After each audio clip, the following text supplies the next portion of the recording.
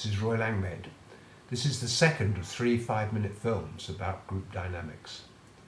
What if those two recurring issues, the dominant or the silent respondent, were not really sourced from the characters or personalities of the people in your session at all, but arose as a result of group dynamics?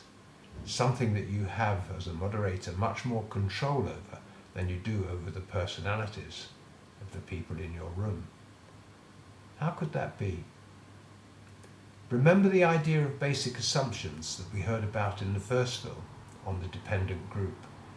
I quote from that post here just to remind you of Bion's thinking.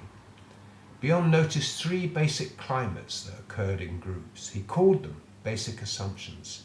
His thinking went, when people get together, they're excited, but also nervous. And in order to manage that anxiety, the group may adopt an assumption that creates a climate to keep everybody safe. The 3 basic assumptions were dependency, fight or flight, and pairing.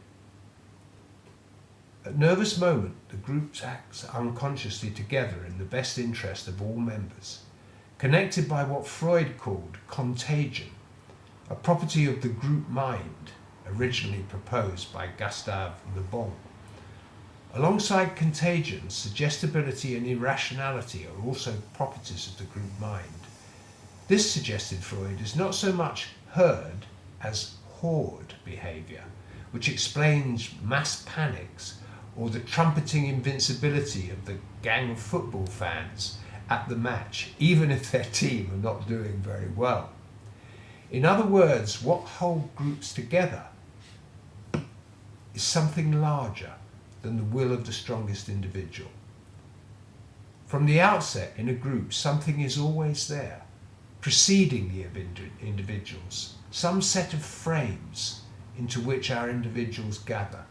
If you like, you can think of these as an aspect of the collective unconscious. When a fight-flight basic assumption arises in a group, whether the source of anxiety is uncertainty, lack of safety or permission, a dominant respondent often emerges. This is someone who has mobilized aggression to ward off challenges to the group. Dominant respondents speak first, speak a lot, a bit more loudly than other members, and seem always to have an answer on the tip of their tongue. Unconsciously, they have elected themselves group champion. Their basic assumption is fight. And at first, both other group members and the moderator will be relieved to have them there. Everyone initially relaxes while the champion prattles on. Very soon, however, the facilitator and other group members tire of the constant comments from their champion. As they realize it is safe in the group and they are not making a contribution or getting their turn to speak, the champion has become a nuisance. The client is going mad behind the mirror. So what can you do? Here are 2 remedies. The first I call diffusion, and is often the simplest and most effective. As for dependency, give the group a short task to accomplish in pairs. It can be something on the topic. Here's an example. Take a couple of minutes each way to find something you have in common about the way you feel about product X or service X, and something different. Then ask each pair to feed back to the rest of the group. Try to ensure that the pair the champion is part of doesn't go first. And when it comes to that pair's turn, ask the partner of the champion to do the feedback. Secondly, challenge is for the bolder facilitator. To challenge effectively, you need to avoid raising the temperature of the room to the point where the emerging fight dominates the mood. So, use the empathic feedback technique, like so. Alex, I heard you say, and then you summarize something he said in a sentence, and it was very interesting.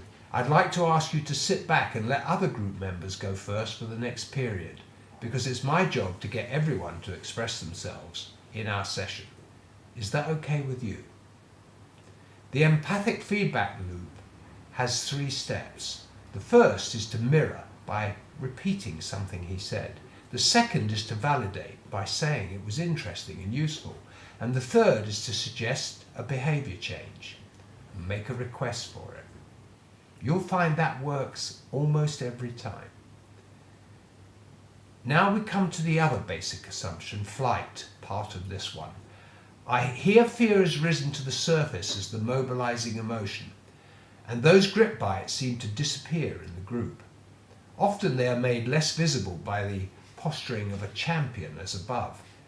To the moderator, while they are just silent, there is also a sense that they have left the group. The diffusion remedy above works really well to re-engage the fleeing participants. Just get them talking with each other rather than performing in front of everyone, and that will help.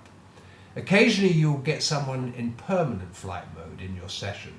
At some point you'll get the sense that this person is not really there and is certainly not making a contribution.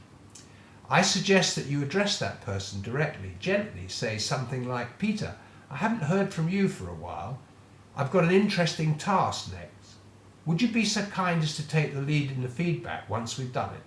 I'm sure you'll do it brilliantly, and we'd all like to hear from you, wouldn't we?" And that way you mobilize the whole group to support Peter. If at this point you get the impression that Peter is shrinking in a cloud of shame, ask gently, "Is there anything we can do to help you, Peter, to take a lead on this? Anything you need?" Remember, Peter, as everyone else, is there voluntarily, has accepted through his attendance the obligation to participate. And if you set the primary task and the conditions of attendance properly at the start of the session, he has tacitly agreed to the everyone makes a contribution from time to time rule. Be sure to praise him when he takes the lead. In some instances, he may even become a new champion. That's group dynamics for you. Then you practice diffusion or challenge again. Group mind and basic assumptions appear everywhere, all the time in daily life. Imagine you're in a bus queue, an informal group with no clear agenda other than to wait for the bus. Look closely at your fellows. If you make eye contact, you will often get a sense that someone is open for communication or not. Others will be looking at their smartphones, submitting to dependency. As they can do nothing about the arrival of the bus, they might as well use the time to do something different. Someone who catches your eye might either wish to pair with you, in other words, make small talk to distract them from the discomfort of the wait, or engage in fight, not with you, but with the problem of the bus. In which case you might spend a hearty 5 minutes together slagging off the buses, the traffic, the city, the rush hour, your job, or all of the above. As you champion the cause of frustrated queues, look around, and suddenly someone will peel away, leaving the queue, as flight grips them, and they decide to take another route to complete their journey. I notice that the word scurrying often describes our behaviour as we peel away from a queue in that way.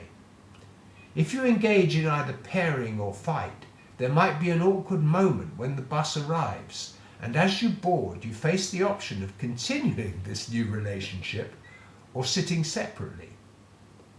Usually this is surprisingly unproblematic because the basic assumption dissolves and you revert to your individual journeys.